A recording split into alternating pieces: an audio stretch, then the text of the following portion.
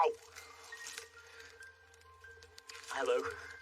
Welcome to Gardener's World, and welcome to my least favourite job of the year. This is a lovely bramble called Rubus tibetianus.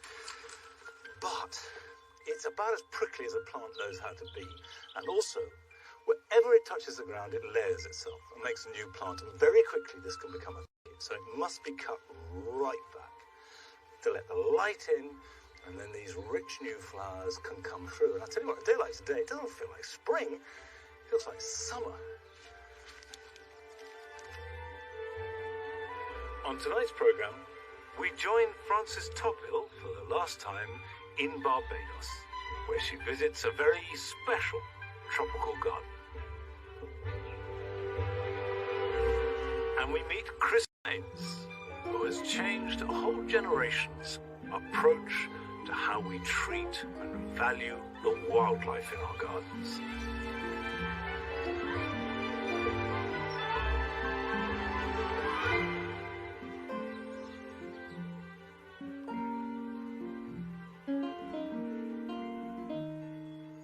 I mentioned a few weeks ago that I was planning big changes here in the orchard.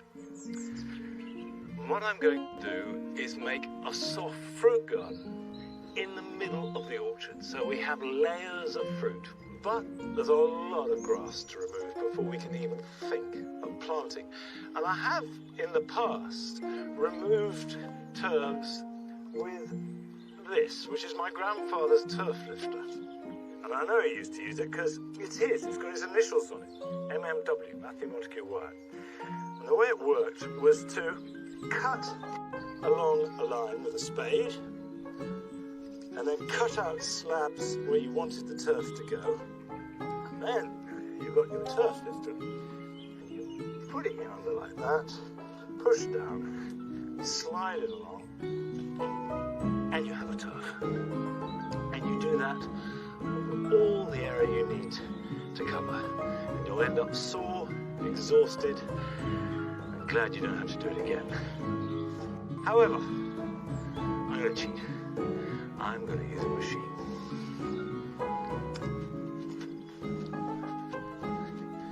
This is a turf cutter.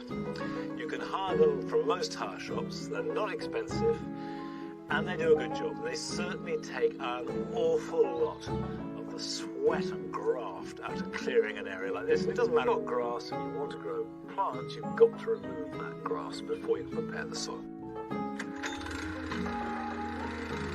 And this works very simply. It's got 4 wheels and it's got a blade underneath it that just simply oscillates and goes underneath the turf, cuts it all the way along, and then when you've finished, you can just gather it up.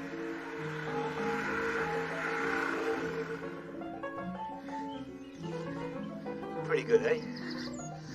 That is a lot easier than using Grandpa's turfing spade. There's going to be an awful lot of barrow loads of turf, but none of it will be wasted because I'll make a turf stack. And a turf stack is made by taking individual turfs and stacking them grass to grass. Leave it for 6 months to a year, and then if you slide down through it rather than across, you have the roots of the turf, the grass itself have all biodegraded, and what you get is an incredibly rich, crumbly loam. And loam really is any soil that is filled with organic material, which this will be. Brilliant for adding to potting compost, using to enrich a border, or in a big pot to give some beef to plants. Invaluable, so don't waste the turf. Well, this is exciting and a dramatic new development here at Longmeadow, but I guess not that unusual.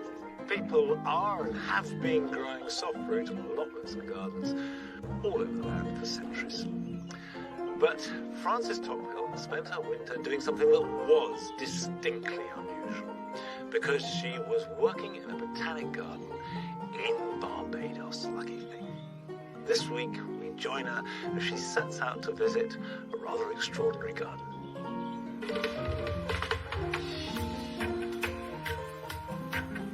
At just under 300 square miles, Barbados is a tiny island. It's one of the jewels of the Caribbean.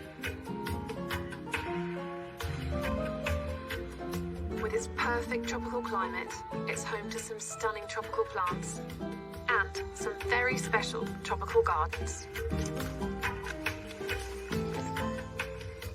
I've been here in Barbados for a while now, and I'm getting to know the island and the people, and everyone is so friendly. But the one thing I keep hearing is you must visit this amazing garden. Apparently it's magical. So here I am, and I'm very excited.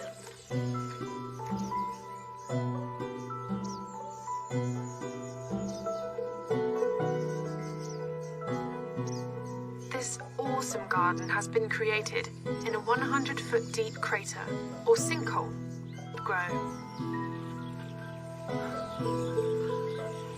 Wow. It's just so big. Look at the height of those palms. All these orchids, you couldn't hope to get these in your house. And here they're just growing outside. It's really impressive.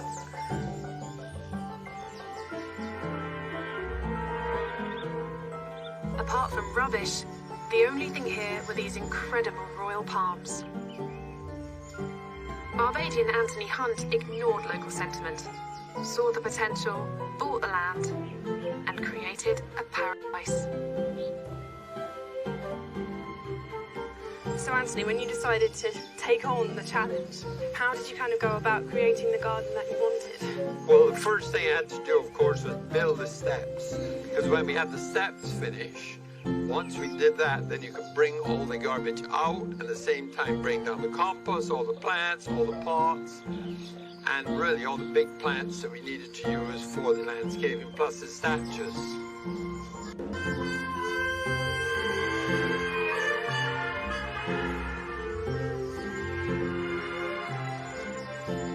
So in terms of your planting design, how would you say you approach that? I prefer a lot of foliage for this garden because of the shade. Because a lot of the foliage will give it immense color in the shade.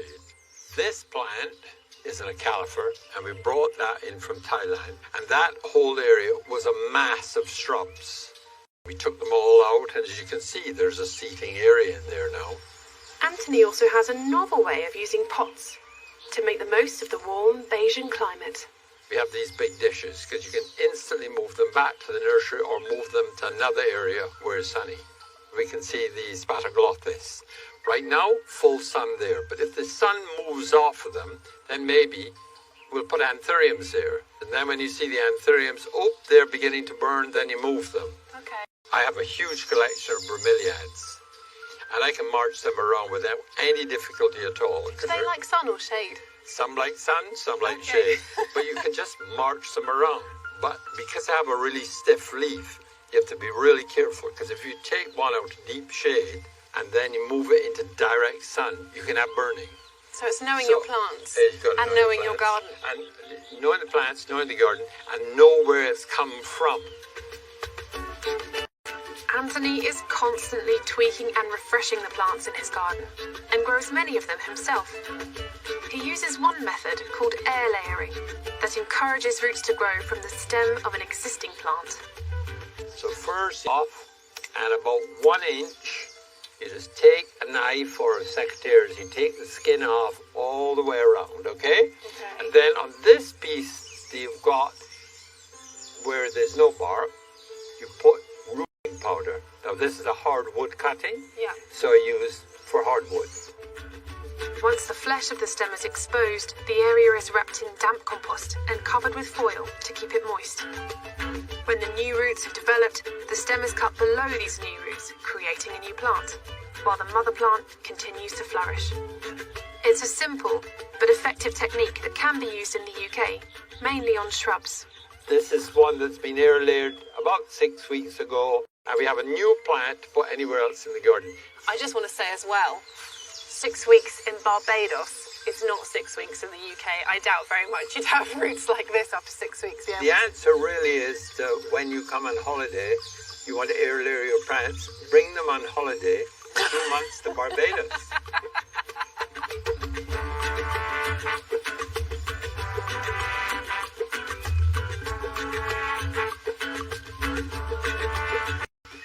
The great thing about this garden is it's full of these little intimate, smaller spaces that force you to stop and take in the views, and it's a really great design tool for anyone with a big garden. But if you had a small urban plot like this, that might be a house next to you, and he's put these huge bananas in, but anything that's big, make the whole space feel enclosed and really, really intimate. The thing about this garden that's so noticeable is it's absolutely crammed full of plants. If you weren't careful, you could very easily walk around without ever looking up, just looking at all the different things. And crucially, all those plants are really foliage driven, just a few little accents of small incidental flowers. But then you get down to the very bottom of the sinkhole here, and it's a big open space, and it gives you a real chance for the first time to take in that amazing view and that steep slope.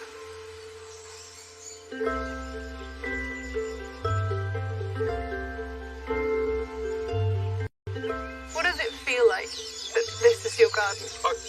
It's just an incredible feeling. Every morning to wake up on site, overlooking the garden. I just can't wait to get in the garden with the cool morning air and just enjoy.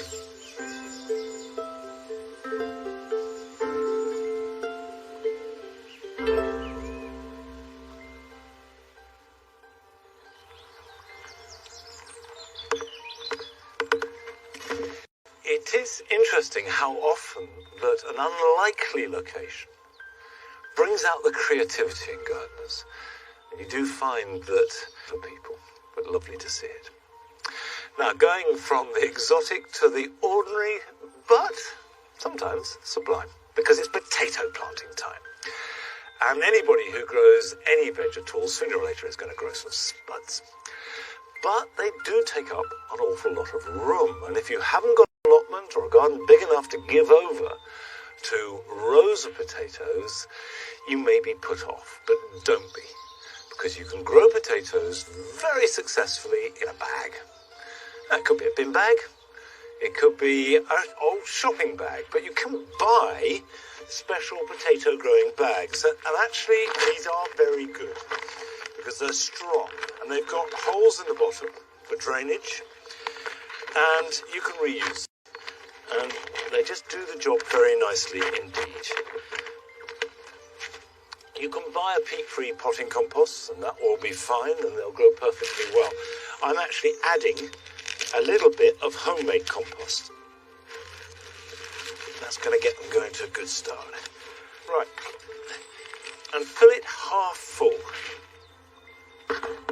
Now, logic says that a bag that size would need no more than one seed potato.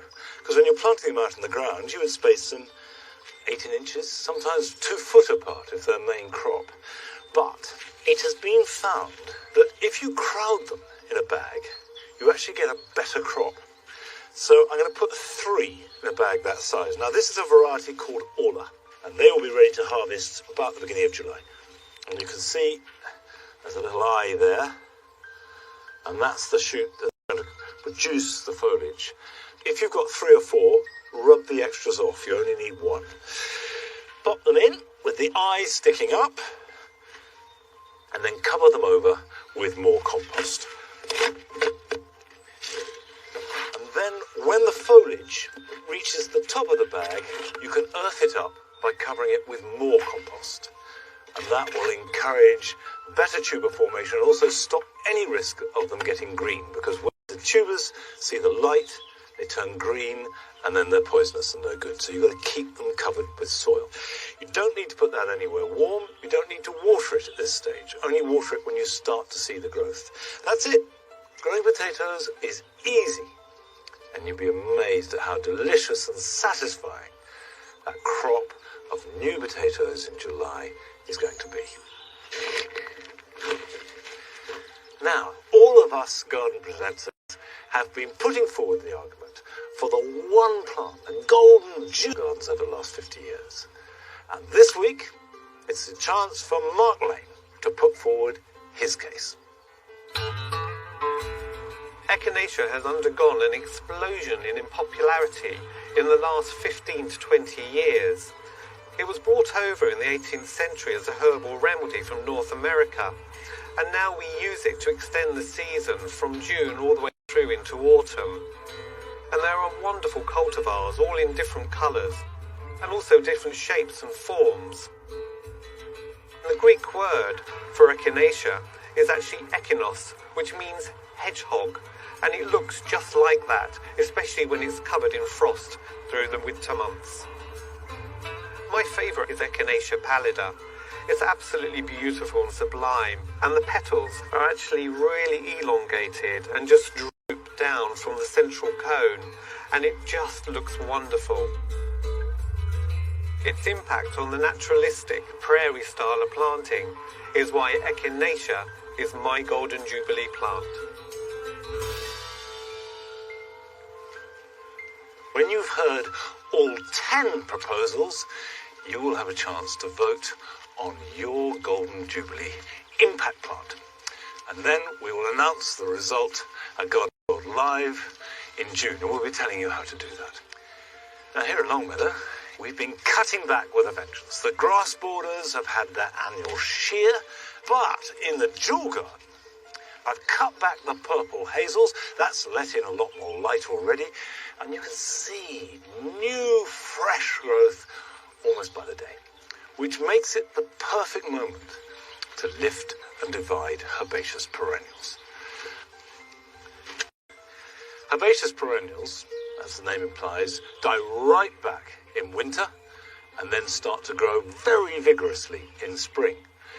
This is a group of Iris sibirica, a lovely iris with small, intense blue flowers. And the point about doing it at this time of year is that the roots are really being vigorous, so that if you dig them up quickly and replant, those roots want to grow. They want to get out into new conditions. And so instead of checking them, in many ways it stimulates growth. And you can see there, good, healthy plant, and because it will grow outwards, that will have renewed vigour.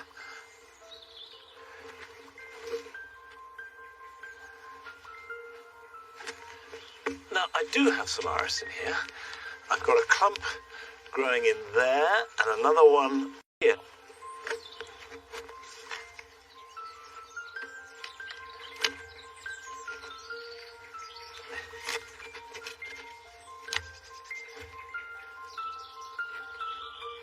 I want to fill around the roots as well as possible, and then give it a good soak. It needs moisture, particularly if it's had a shock, which digging it up will certainly give it, but also it washes the soil in around those small roots. And it's a really good way of making sure there's good contact between the feeding roots and the soil around it. What we're trying to do at this time of year is build the garden up so that it performs at a crescendo. Now here in the jewel garden, that's going to be August, September time. And one of the aspects of it that I love around that time of year is that it is filled with glorious butterflies.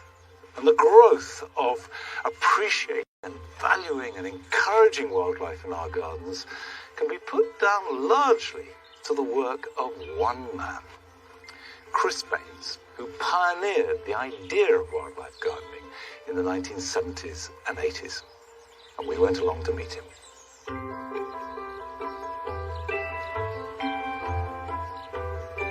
I grew up in Sheffield, in a family that was always out, always walking in the countryside, always in the garden.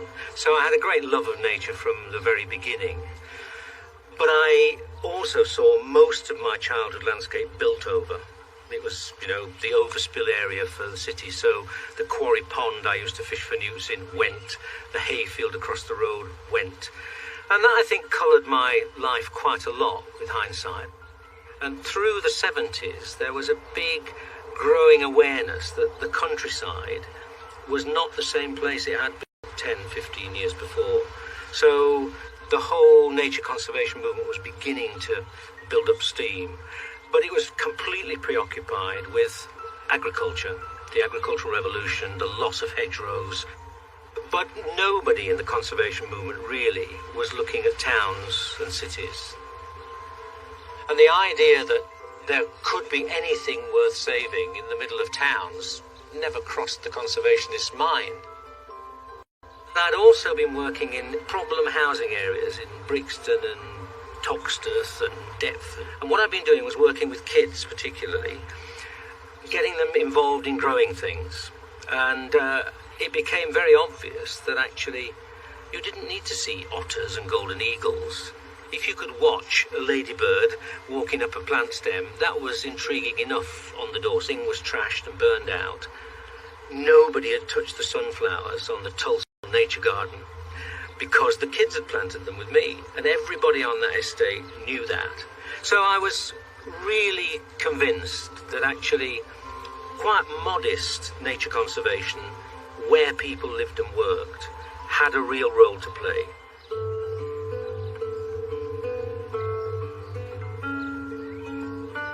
I trained in horticulture in the 1960s, and I always say I spent 3 years at university being taught how to kill everything. Wildlife in the garden was either a pest, a disease, or a weed. And the idea that you would encourage it was just, nobody had really thought about it or talked about it. But I think the big breakthrough came when, for some reason, Gardeners'World invited me to do a kind of makeover of a raw garden on a housing estate in Peterborough. And I had the choice of what I did with this garden. And halfway through the makeover, Peter Seabrook, who was presenting the programme then, said, "Chris, what's your sort of master plan here?" "Well, I've designed what I've called a rich habitat garden. It's a garden to sit in, hopefully, rather than to slave away in. And I've also designed it, hopefully, to be attractive to lots of wildlife, to birds and butterflies and so on." And he just looked at me with one of those looks and he said, "And you really think gardeners are going to be interested in that?" And clearly they were, because I produced a leaflet to go with my rich habitat garden, and they were inundated with requests for copies. 12,000 people wrote in for a copy in the first 2-3 days. By the middle of the 80s, I really felt that there was a message that needed to be communicated there. And 3 things came together. First of all, I decided that if I was going to ever reach the horticultural establishment, Chelsea Flower Show was the place to go. So I created the very first wildlife garden at Chelsea Flower Show in '85. And the RHS was so confused by that on the mail it's inscribed to J.C. Baines for his wildfire garden, because they clearly couldn't believe anybody would be crazy enough to have wildlife and garden in the same sentence. The public loved it, absolutely loved the garden, full of primroses and violets and so on. The second thing was that I moved house and decided that actually filming the change in the garden over a year would be a great thing to do. And I made a program called Blue Tits and Bumblebees, which took a very plain and ordinary garden and over the space of 12 months put in the ponds, grew the flowers, and the wildlife came. And the third thing was that I wrote a book, How to Make a Wildlife Garden, because it was obvious that people wanted help. They needed lists of plants. They needed to know what to do.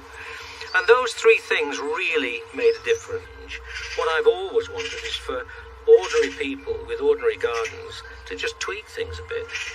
Not to turn them all into nature reserves, but rather to say, well, actually, yeah, my little garden could make a bit of a difference to the wider landscape and give me more pleasure. And now, if you go into any garden centre, you're confronted by just mountains of bird food and bird feeders and nest boxes. So there's been a complete revolution in many ways.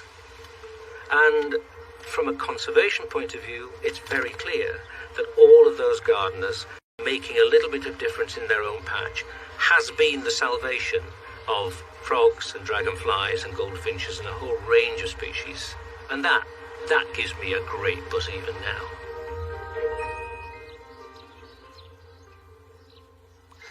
Well, Chris has inspired and influenced a whole generation to value wildlife and see it as an important part of the garden. However, sometimes wildlife can be a little bit of a challenge. Here in a tulip bed, I noticed yesterday a rabbit hole, so I filled it in. Came out this morning and that little blighter has dug in exactly the same place. I think even the patience of the sainted Chris Baines might be stretched by that rabbit. Come on. Well, the weather's been all over the shop today. We've had blazing sunshine, it's been quite chilly. So let's see what the weather's going to be like for you over the next couple of days.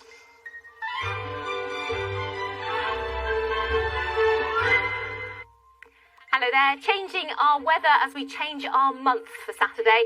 And strangely, it looks as if April showers will coincide with the start of April, but only for Saturday because it looks much drier and brighter on Sunday. So if you are heading out in the garden, you'll be dodging the showers. Now, the showers, when they come along, will be quite lengthy during the day on Saturday, purely because we've got little wind to them on. So there could be some hail and some thunder and lightning with those showers. So not ideal outdoor conditions. But, of course, the payoff is some lengthy, warm spells of sunshine in between. And as I say, the weekend really is a tale of two halves. So often at this time of year, as we see the skies clearing by night, it's still going to be cold enough. The nights are still long enough for a touch of ground frost. So again, those with tender seedlings, please be aware of that. But otherwise, Sunday looks like a lovely day. Yes, there'll be some fair weather cloud around and there's a very small chance of a shower. But for most of us, light winds again, plenty of sunshine makes it ideal for getting out and about, perhaps planting the potatoes. Bye-bye.